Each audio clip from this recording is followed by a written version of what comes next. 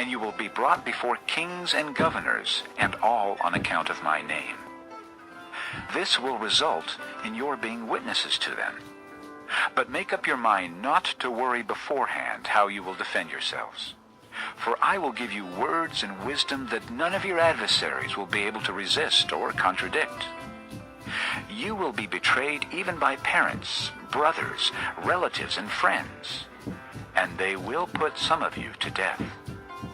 All men will hate you because of me, but not a hair of your head will perish. By standing firm, you will gain life. When you see Jerusalem being surrounded by armies, you will know that its desolation is near. Then let those who are in Judea flee to the mountains. Let those in the city get out, and let those in the country not enter the city. For this is the time of punishment, in fulfillment of all that has been written. How dreadful it will be in those days for pregnant women and nursing mothers. There will be great distress in the land, and wrath against this people.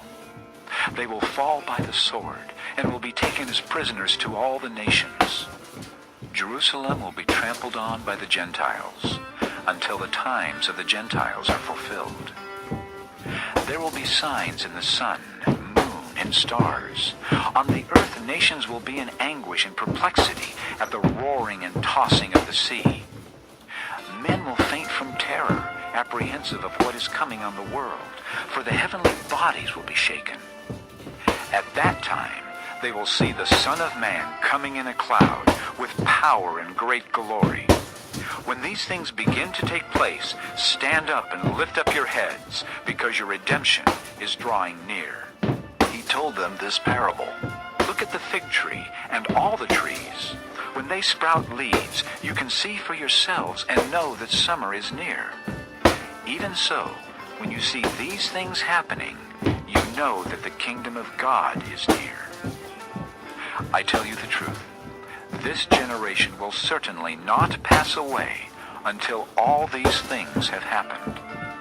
Heaven and earth will pass away, but my words will never pass away.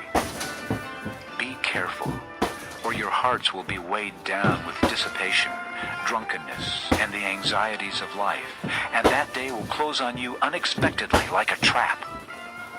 For it will come upon all those who live on the face of the whole earth.